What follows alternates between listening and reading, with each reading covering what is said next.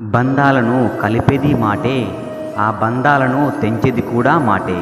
ప్రాణం పోసేది మాటే, అలాగే ఆ ప్రాణం తీసేది కూడా మాటే. గాయాలు చేసేది మాటే, ఆ గాయాల్ని మాన్పేది కూడా మాటే. మాయ నిన్ను గెలిపిస్తుంది, మాట నిన్ను ఓడిస్తుంది.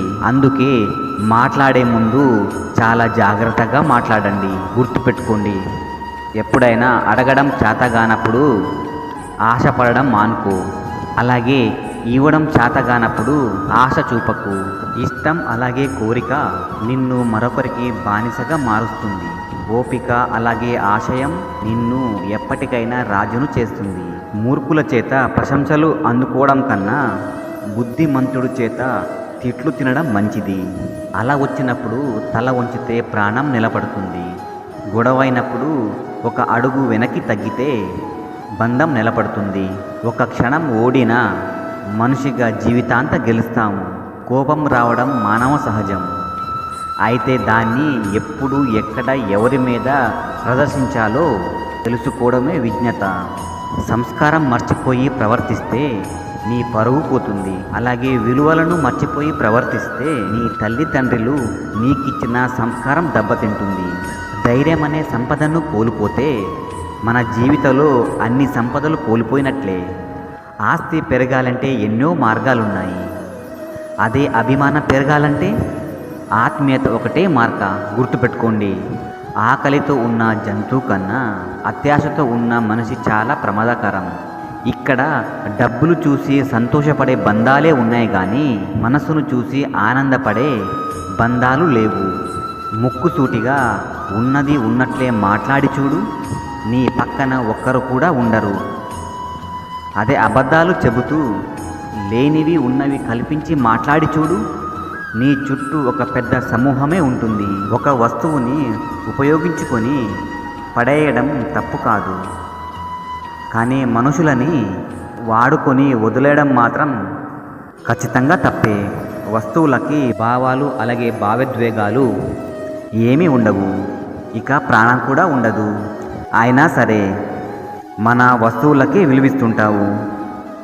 మనుషులని ప్రాణం లేని వస్తువులా వాడుకొని వదిలేస్తూ ఉంటాము. ఇదే ఈ కాలంలో జరిగేది కూడా. నిన్ను ఒకరు తక్కువ చేసే మాట్లాడినా సరే నువ్వు మౌనంగానే ఉండు. ఎందుకంటే మాటలకి నీ విలువను పెంచే శక్తి లేదు. కానీ ఒక్కసారి గెలిచి చూడు, ఆ గెలుపుకి తప్పకుండా నీ విలువను పెంచే శక్తి ఉంటుంది.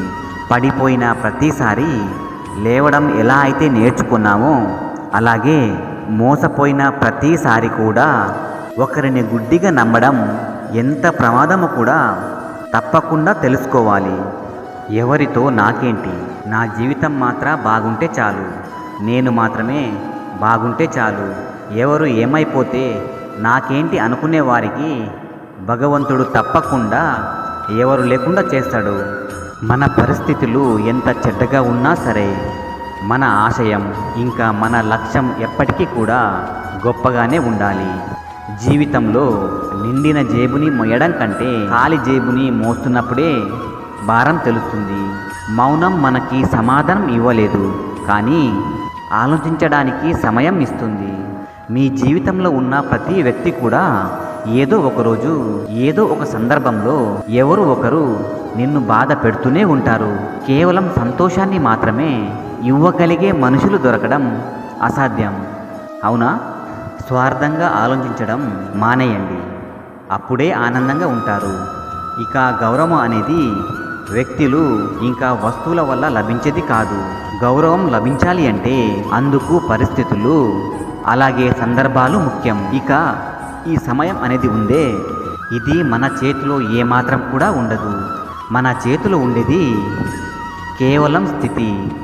మన స్థితి ఎలా ఉండాలి అనేది స్వయంగా మనమే నిర్ణయించవచ్చు. మన ఏ స్థితిలో ఉన్నావో దానికి తగిన గౌరవమే మనకు లభిస్తుంది. ఇక మీరు గౌరవం పొందాలి అంటే అటువంటి పరిస్థితులు ఉండండి. మన పరిస్థితులు ఎంత చెడ్డగా ఉన్నా సరే మన ఆశయం ఇంకా మన లక్ష్యం ఎప్పటికీ కూడా గొప్పగానే ఉండాలి. జీవితాంత ఒక బంధం నిలబడాలంటే క్షమించే గుణం అలాగే భరించే ఓపిక నీ మనసుకు తెలిసి ఉండాలి. ప్రేమతో ఉండండి. ఇక మీరు అందరూ నాతో పాటు ప్రేమంగా ధ్యానించండి. రాధాకృష్ణ.